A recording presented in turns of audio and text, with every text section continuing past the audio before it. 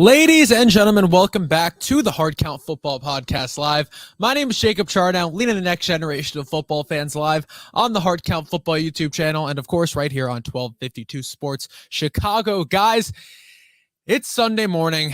We have a very, very exciting episode of the Hard Count Football Podcast today. I have to be honest with you all right now. This is not a live episode, okay? This is the live show because it will be airing live on this Sunday morning, which I believe will be what will it be? Maybe the 19th, maybe the 18th. I have no idea, but I did miss last week. I'm very sorry. I was very busy. Because guess what? I'm a senior. I'm a high school senior. I'm graduating. As of right now, I'm recording this. I'm graduating tomorrow. I have a very exciting weekend full of graduation stuff planned on for this weekend, so I will not be able to do my show Sunday morning. So I am pre-recording it for all of you, so you will get to see some content today. Now, I say we get right into it because it's that time of year. All right, I've been holding it off till it was closer to the summer, and now that it's summer, I say that we finally do it. So without further ado, these are my early AFC record predictions. We're going to do the NFC next week. Then we're going to start off with the AFC today. So I went through every game. I said, as of right now, it's early. That's why it's early predictions. But I went through every game. I picked who was going to win, and these were the records that it came out to, and the final standings of each division. And we're going to start off in the AFC East. All right, finishing in first in the AFC East, I have the Buffalo Bills with a record of 14-3, finishing 6-0 in the division. Listen, Buffalo, I've said it time and time again. Buffalo is my Super Bowl pick for this year. Buffalo. I mean, listen, this is a dominant team. This is a team that probably should have had a trip to the AFC Championship last year. I think if they make it to the AFC Championship, that they make it to the Super Bowl, and then we don't know what's going to happen from there. It all came down to that coin toss, like we know. But listen, in the offseason, the Bills, they added Von Miller, who I think is still a great addition. We saw what he did with the Rams. Even at his age, still coming into this Rams defense, still dominating. I think he has a very similar approach, very similar season to last year on the Bills. The Bills had a good draft. This is going to be a theme a lot with drafting. And I do think the draft has a big impact on the team's overall season. So the Bills draft Kaiir Elam, the corner out of Florida. I think he comes in and is a good CB2 next to Trey White. I love it. Listen, I'm going to go off about Josh Allen in a second. But the Bills only have 3 losses. I have them losing to the Chiefs, the Packers, and the Vikings. I know the Vikings, blah, blah, blah, but every team loses a few games that they shouldn't, and I think that's one of the games that they lose. I think it's one of the games the Bills lose. So 14-3, I think, is a very realistic record for Buffalo. So Josh Allen has been a guy who I've been up and down on, like most football fans, and I'll admit I was wrong about Josh Allen back in the day. I thought he was going to be bad, and that's because he was bad for the first year that he was in the league. But the Bills did a great job of surrounding him with talent, allowing him to take that jump up to the next level. I think he's my MVP pick for this year also. So, I mean, the Bills are my Super Bowl pick. Josh Allen's my MVP pick as of right now. I love what he brings to the table. I love his arm strength. I love the way he moves. And I think that Sean McDermott has done a great job. And Buffalo as a whole has done a great job of developing Josh Allen and allowing him to reach that top tier status. I think he finishes the league in that best quarterback in the league talk at the end of 2022. I don't think that's an unrealistic jump for Josh Allen next year. Finishing at second, I know everyone's going to freak out, but I got the New York Jets finishing in second place in the division. I have them finishing 9-8, and that's 2-4 in the division. But before everyone freaks out, let me just say this: I have the Jets starting 3-7 this year. They do. They have a very, very tough schedule. They open up against the AFC North. They get an AFC North gauntlet with the they open up with the Ravens. I think then they get the Browns, and then they get the Steelers or the Bengals, whatever it is. I think they get the Bengals and the Steelers in week 4. But you look at this Jets offseason, man. It's hard, even if you're not a Jets fan, it's hard to not be excited about this Jets team and like what they did. They have a ton of talent at almost every single skill position offensively. We'll get to Zach Wilson in a second, but you look at the running back, Breece Hall, Michael Carter. That's a great tandem. Breece Hall, rookie coming out of Iowa State. And you look at rookies nowadays, rookies in year one are making more and more of a difference immediately. It doesn't take as much time to kind of make that jump like it has in years past. We look at Jamar Chase, we look at Justin Jefferson, we look at those guys. Najee Harris last year. The rookies are making that jump quicker and quicker. But the Jets, they draft Garrett Wilson. They get Elijah Moore heading into a second year, who showed flashes of being a really, really good player. And I love Garrett Wilson. Corey Davis, if he can be that wide receiver 3, if he's going to serve as a wide receiver 3, that's a damn good wide receiver 3 to have, in my opinion. The Jets, they upgraded at tight end with CJ Uzomah and Tyler Conklin. I think Tyler Conklin ends up being the Jets tight end 1 this year, which is unpopular among the Jets community, but I think Conklin's receiving ability it far outweighs CJ Uzomah's, and both are great players, but I think they use Uzomah more in the run game and on those red zone situations for Zach Wilson, because Uzomah's a big guy. Listen, this offensive line rebuild is done for the Jets. They add Lakeland Tomlinson, really, really good guard. They get Mekhi Becton back. I know there's some question marks about Mekhi, and I'm not going to sit here and say Mekhi's going to be a stud next year, because I don't know. The Jets don't know. It's all up to Mekhi Becton and how he feels and how he produces next year. But if he is as good as I think he can be, this Jets team is going to be very, very good. They're going to this offense at least could be very, very good. They got a lot of returning guys defensively. They got a lot of talent defensively that they added. You get Carl Lawson back. You draft a Sauce Gardner with that number 4 overall pick in this year's draft, who I think immediately comes in and serves as that CB1. You added DJ Reed in free agency, and you immediately buff up that secondary to a much better level to that as it was last year, where they were sitting in dead last in total defense. So I think the Jets, they start the year 3-7. Then the schedule really eases up. They get games against, I think, the Jaguars. They get one against the Lions, the Bears. They get, I think, the Texans at some point, maybe. But however it is, I had the Jets on a 4-game win streak to end the season. And it isn't enough, obviously, to make the playoffs, but I do think the Jets can finish 9-8, 8-9 in this division. And I think they should. I think that is a realistic year 2 jump for Zach Wilson, who, through the first couple of days of OTAs, what we're hearing is that he looks sharp. He looks good. And I'm excited to see what Zach Wilson can do, because the jury is still out on him. Finishing in 3rd in this division, I got the Miami Dolphins with a record of 8-9. That's 3-3 in the division. I think, listen, the Jets and Dolphins play in week 18. I think that's going to bounce back. Whoever wins that game will take 2nd in the division. Whatever.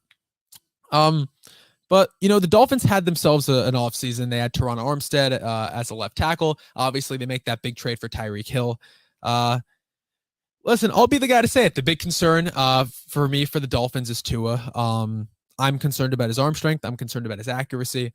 I know I'm worried about, this first-year coach. I'm worried about Tyreek Hill's injury issues. I don't think that's unfair to say. I said it when the Jets were in on Tyreek Hill and these whole Tyreek Hill sweepstakes that were going on just a couple months ago. Tyreek Hill does have injury concerns, right? He's a smaller guy.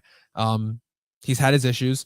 Mike McDaniel, it's his first year. He's coming from San Francisco. The main worry I have with him is that he's going to try and use Tyreek Hill like Deebo Samuel.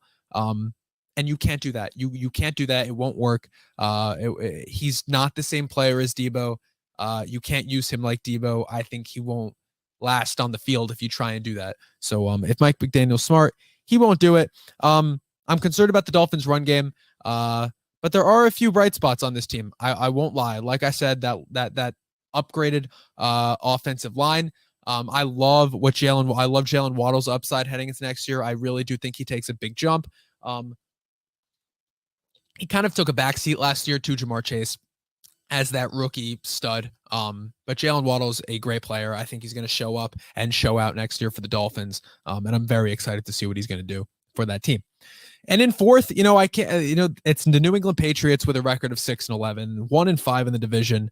I understand everyone wants to sit here and say, oh, Bill Belichick this, Bill Belichick that. But the reality is that this is the least intimidating group Bill Belichick has put out in his entire time in New England. I don't care what Mac Jones is going to do. I think he's a system quarterback. That is not me saying he's bad. That is not me saying Mac Jones is a bad player. That's me saying that he needs to be elevated by the players around him in order for him to succeed. There needs to be a good defense for him in order for him to produce. And when he does, he was pretty lethal last year when he was in those good situations. And we know he can make the right play. The problem is that, that offensive group that the Patriots are putting out, right? They trade away Shaq Mason to the Bucs. So they lose a big guard piece for them. They lose J.C. Jackson in free agency. And you look at the receiver core and a receiver tandem of Devontae Parker, Jacoby Myers, and Kendrick Bourne is not a threatening group in my eyes at all, especially in a division with some really good receivers and some real talented offenses, in my opinion. And there's no intimidating defense for the Patriots either, which is something that Belichick has really relied on over the years. It's just not there anymore, right? You lose your best corner in J.C. Jackson, like I mentioned. And other than him, there was not a lot of big pieces last year. So I just don't, I'm over the idea of Bill Belichick being able to put any team out on the field and be able to make it to the playoffs and go 10-7 or 11-5 and come in second in the division and do it again. It's not, I can't see it happening in my eyes this year. I think this team goes from second to worst in the division, finishing 6-11. So that's the AFC East. Let's do a quick recap. Bills, Jets, Dolphins, Patriots, 1, 2, 3, and 4, respectively. I like that order. How about you? So let's move on to the AFC West. So the AFC West, I'll preface this by saying it is the most competitive division. This is the most ridiculous records I had to pick. You know what? I'm just going to say no team finishes below 500 in this division. I'll say that right now. And all three and the top three teams that I have in this division make the playoff. They all make the playoffs. So we'll start finishing first in this division. I think is I think I have the Los Angeles Chargers with a record of 13-4. I have them going undefeated in this division, and this is. I look at all the other teams, right? I look at the Broncos, I look at the Chiefs, I look at the Raiders, and I look at the Chargers. The Chargers are the most talented team in this division overall, and they're the most well-rounded team in this division overall. You look at it, right? They made all the right moves in the offseason, getting Khalil Mack, getting J.C. Jackson, buffing up that secondary, adding, pairing J.C. Jackson with Asante Samuel. I think that's going to be a pretty killer duo in the secondary for the Chargers next year. Justin Herbert, I know last year Brandon Staley did not utilize Justin Herbert to the best of his ability. I think that changes this year. I think Justin Herbert, I think Austin Eckler, I think Keenan Allen will all be better players from it. I think this Chargers team is just the best. They're the scariest team in this division. I think they're the best team in this division, and I think they end up winning this division. But it's close, man. It's really close. It's a matter of single games at this point, because coming in second in this division, I have the Kansas City Chiefs with a record of 12-5, 3-3 in the division. The main thing, so I guess I'll hate on them to start before I tell you why they're going to go 12-5. Lack of receiver depth and talent. They draft Sky Moore, they get Juju, but besides that, we don't know what Sky Moore is going to do. He's a rookie. I love Sky Moore. I think he's incredibly talented, and I think he makes an impact. But Juju hasn't made an impact on the field in a couple of years. Mecole Hardman is not a threat on the field as a wide receiver 1, 2, or 3, in my opinion. And I like Mecole Hardman as a situational threat, but not a guy you can rely on. It's not an intimidating defense. I know they get Trent McDuffie. They still have Frank Clark, still have Chris Jones. It doesn't matter for me. This is not the secondary. They lose Tyrann Mathieu. This is not an intimidating team for me defensively. They've yet to establish the run game in the last 2 years. I know they're going to be getting Clyde Edwards-Helaire back this year. He was injured last year. We'll see what he can do. I don't know, but they haven't really been able to establish the run as long as Mahomes has been there. But Mahomes, Patrick Mahomes, Travis Kelce, Andy Reid are the reason why I think this team wins 12 games. I could easily see them winning 10 games and coming in third in this division, behind my next team. But between Mahomes, between every time we count out Mahomes, every time we count out Kelsey, every time we count out Andy Reid, they come in, they win some games, and they end up all of a sudden being, having 10, 11, 12 wins. So I like the Chiefs finishing in second at 12-5. I'll take the Broncos in third at 11-6, 2-4 in the division. The reason I got the 3-4, obviously the Raiders would be in fourth in this situation.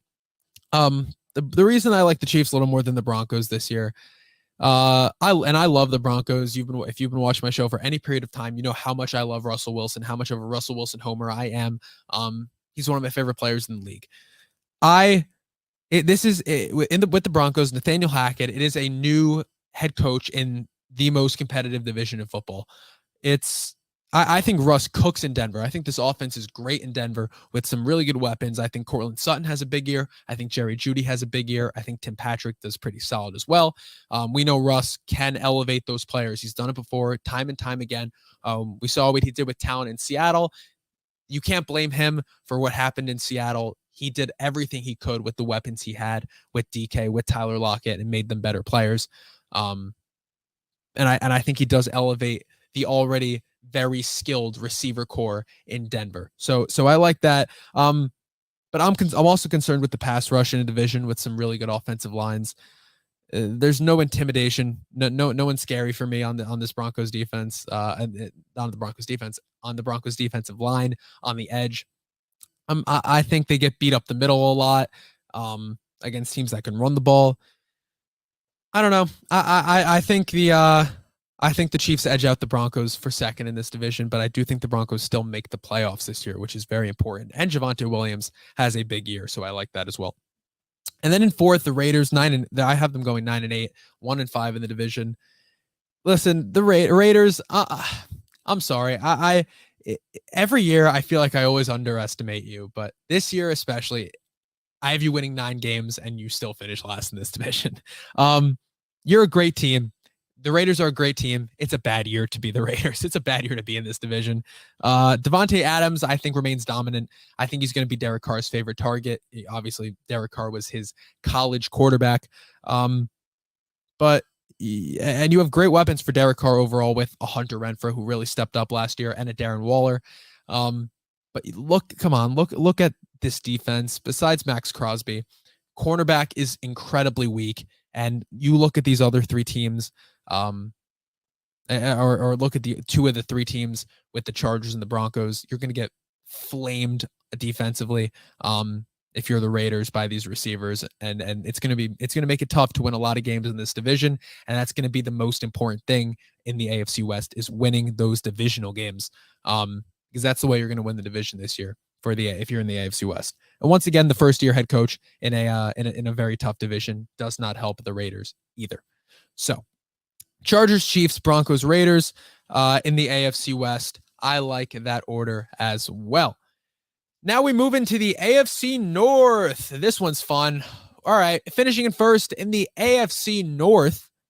What do I got? I got the Cincinnati Bengals going 12-5 again, 4-2 in the division. This is a team, and I've heard a lot of people saying, and I might have said it at some point when you look at them, that this is a team that might regress. That there's no way they do what they did last year again.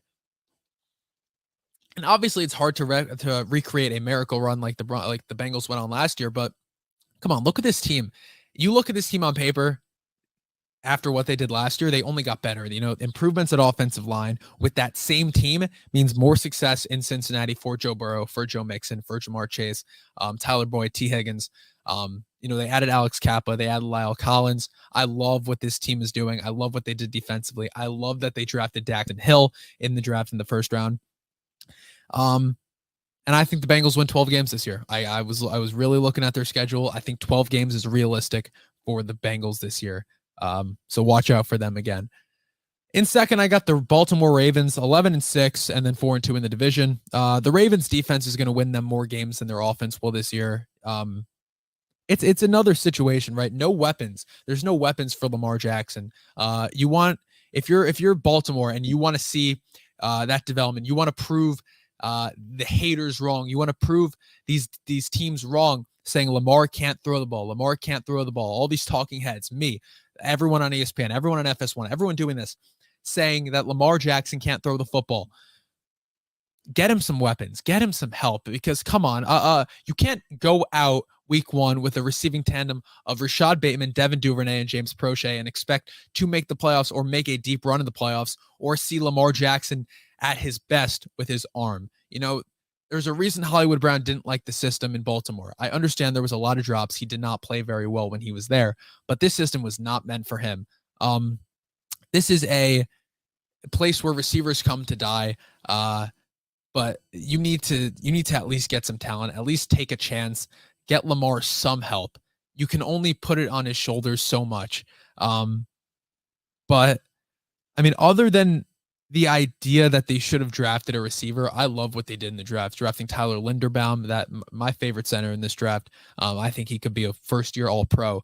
And then Kyle Hamilton, one of my other favorite players in the draft, boosting up this secondary even more with a Marlon Humphrey, with Marcus Peters coming back, with Kyle Hamilton, with Chuck Clark. I love all these guys in their secondary, and I think that they continue to be dominant defensively. And that's how they win games in this division. And it's a bounce back year for the Ravens, who didn't make the playoffs last year. So that'd be pretty cool if we could see them bounce back again. In third, I got the Pittsburgh Steelers going 8-9.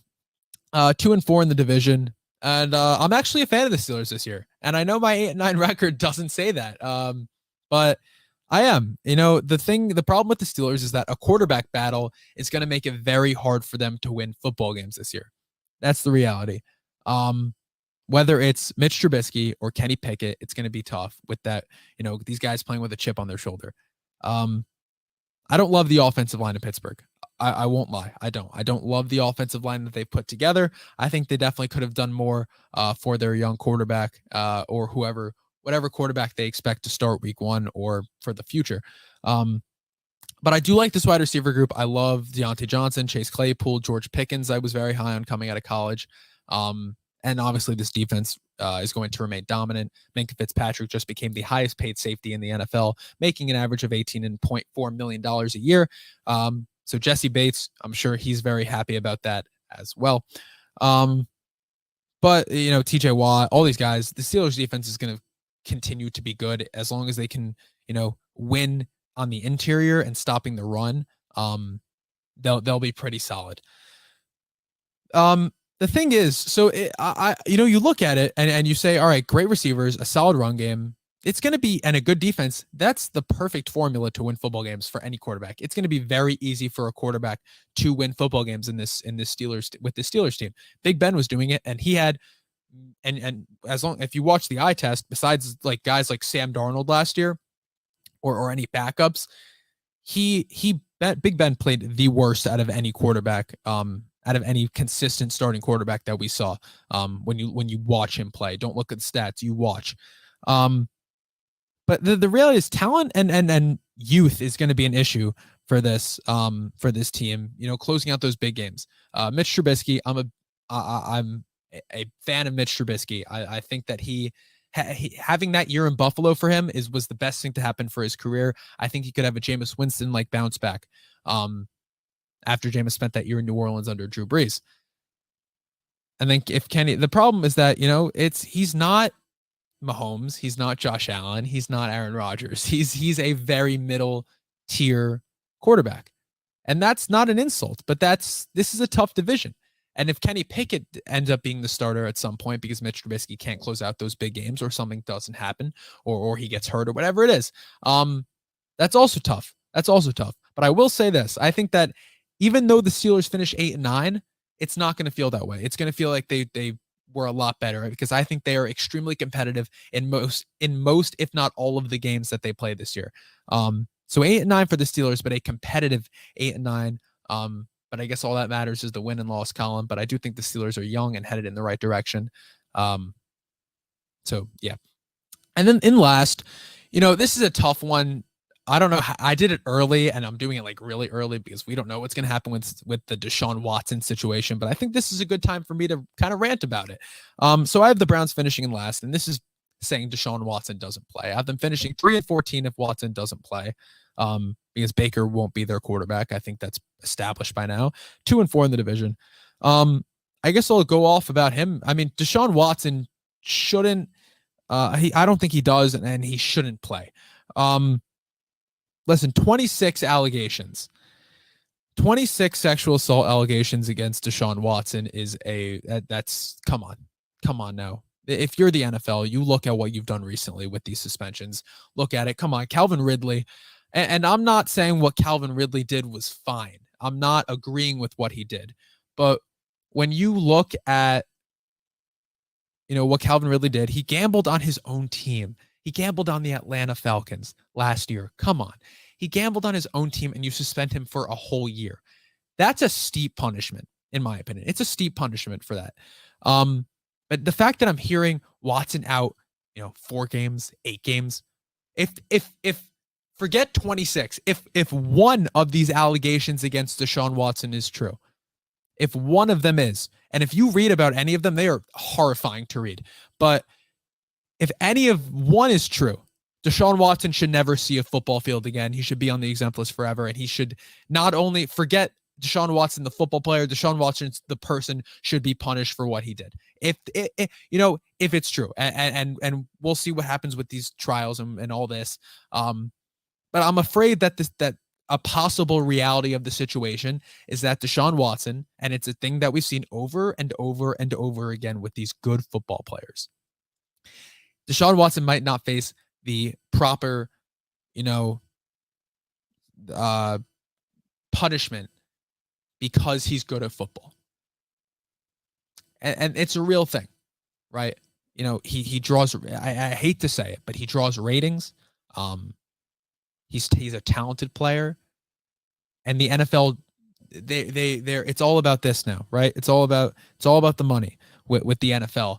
You look at these gambling deals, you look at everything that's happened, how their stance has changed on gambling, because of this, because of that dinero. Deshaun Watson should never see a football field again if any of these are true. I'm gonna put that out there right now, and I'm gonna say this even further. Separating the situation, you look at what the Browns did, trading away all those assets, a ton of draft picks, ton of capital, paying him the most guaranteed money in NFL history, out of any player, with these allegations still out there, is the dumbest move. It's going to go down as the dumbest trade of all time if Deshaun Watson ends up not being able to play again. It's going to go down as the dumbest trade of all time, because it was stupid. What are you doing? How could you expect Deshaun Watson, just because now he wants to come back and play for your team, now that you're back in on the Deshaun Watson sweepstakes, all of a sudden we should pay him all the money in the world. Here's $240 million.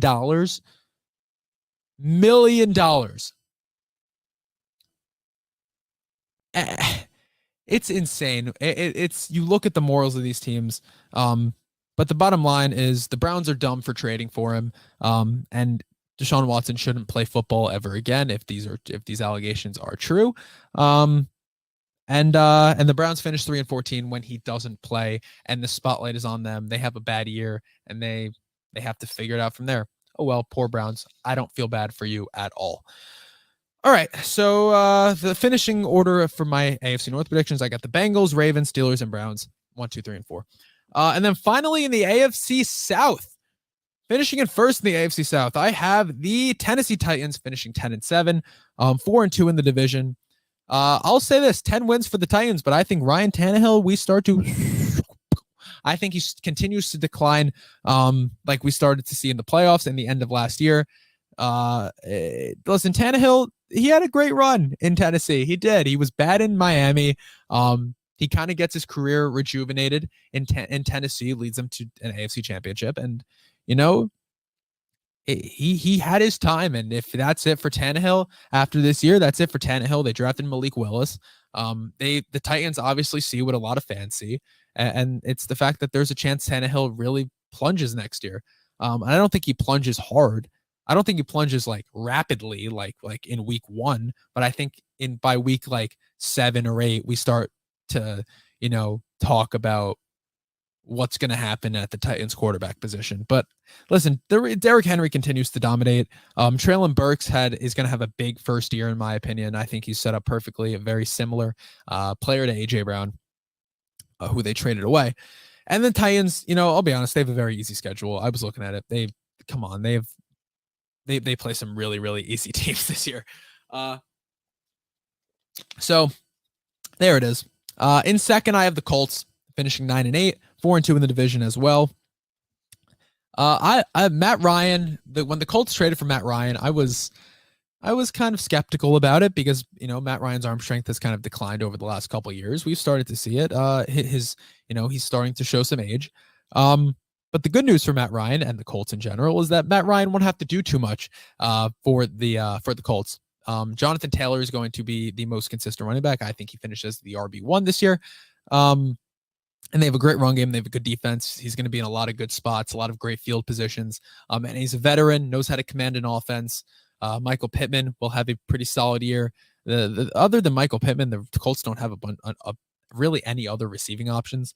And I think this is another Colts year where they finish 9-8, 8-9, and it's an average Colts team with average quarterback play, and they might look to move off of Matt Ryan again next year if he retires, or one more year of Matt Ryan, and then we start to see a new quarterback come in because they have been feeling the effects of Andrew Luck retiring since he retired. So, yeah. Finishing in third in the division, I got the Jacksonville Jaguars with a record of 6-11, 2-4 in the division. And I'll say this before I get into anything. I think Doug Peterson was a good hiring. I think Trevor Lawrence plays better this year, and I think Travis Etienne pops off. I think he is going to be a stud this year. But listen, the Jaguars have an average receiver core, right? They overpaid them, and I understand the overpaying them doesn't matter this year, but they overpaid their receivers for a bunch of average guys with Christian Kirk, Zay Jones. And I like Christian Kirk. I like Zay Jones, but they're not worth the money that they paid them. And it's a weird kind of line when we start to talk about what guys are worth and those contract obligations and those contract agreements and how much guys should get paid. When a guy gets paid big money like Christian Kirk did, you know what? Good for him. I'm happy that he is making his money. He worked, all these guys work incredibly hard to get to where they are. You can't judge a guy for getting paid, for wanting to get paid. What you can judge a team for, you can't judge a player. You can judge a team for paying a player that much money where they shouldn't have. And I think that happened, and poor cap management. And I think that's what happened with the Jaguars this year because they also paid Evan Ingram a ton of money. Listen, there was improvement at the offensive line, but it wasn't much. Brandon Scherf will be a good right guard for them, but there wasn't much improvement on this offensive line that was really, really bad last year. This defense will stay below average. They added some average players in free agency. Obviously I have a soft spot for Foley Fotokasi, but they added some really average players. We'll see how Trayvon Walker does, the first overall pick. I was not too high on him, but we'll see how he does in year one. I don't know. I think this team 6-11 is a fair record for them. That's improvement from last year, though. A lot of improvement from last year. Obviously, the team was picked number one overall. And then finally, in fourth in this division, the Houston Texans with a record of 6-11 as well, and they also finished 2-4 in the division. It's just how the website worked. I don't know why the Texans were last. It's probably strength of schedule or something, but same record, same divisional record for the Texans. And then I'll say the same thing. The Texans are headed in the right direction. I don't know about Davis Mills, but he played all right last year. I think he'll play okay this year if he's their guy. I'm excited to see what Lovie Smith does with the Texans and with this defense. He always has some fun tricks up his sleeve when he's a coach and with his defenses. I really liked the Texans draft. I like the fact that they went stingily and the fact that Lovie Smith didn't double down on defense. He grabbed the guy he wanted, and then he grabbed Kenyon Green to improve this offensive line, help that run game out. Kenyon Green is a great run blocker. That was my read on him coming out of college, out of Texas A&M. I loved that. And hopefully the Texans can really start to run the ball. But I think the running backs are it's like Rex Burkhead and like Marlon Mack. So we'll see what they can do. We'll see what they do there. And also the Texans, they don't have a great pass rush. So I don't love that with them either. But they're just not as talented as a lot of other teams in this league right now. And it's a very tough division with the Titans and the Colts, and the AFC as a total is a very tough conference. So there it is. Titans, Colts, Jaguars, Texans. So there it is. The AFC, my early AFC record predictions. I'll say this about the AFC, like I just said it. I just mentioned it with the Texans. This is an incredibly competitive conference. Incredibly competitive. You look at the AFC North, and of course you look at the AFC West. Even the East is going to be competitive. The South is going to be competitive. I'm very excited to see what happens in this conference this year. It is so exciting. A lot of new quarterbacks, a lot of new teams for a lot of good players. And listen, it's summer. We're getting there. We have less than 100 days, less than, I think, 90 days now, maybe 80, until the NFL season starts. OTAs are on the way. Training camp is on the way, is coming up soon. Preseason's coming up soon. We'll have a lot to talk about. But with that being said, we're going to wrap today from the Hard Count Football Podcast Live. My name is Jacob Charno. Thank you so much, everyone who tuned in today. Be sure to go follow me on Twitter at Jacob Charno, Instagram at Hard Count Football, and be sure to check out the Hard Count Football Podcast Live every single Sunday morning at 9 a.m. Eastern, 8 a.m. Central on the Hard Count Football YouTube channel, and of course on 1252 Sports Chicago. Guys, go check out all the other great shows on 1252 Sports. There's a ton of fun stuff going on between Fat Mike, David Schuster, all these fun guys. I don't have time to shout out all the guys on there, but check them out. Subscribe to Hard Count Football. I'll see you all next Sunday morning. Peace.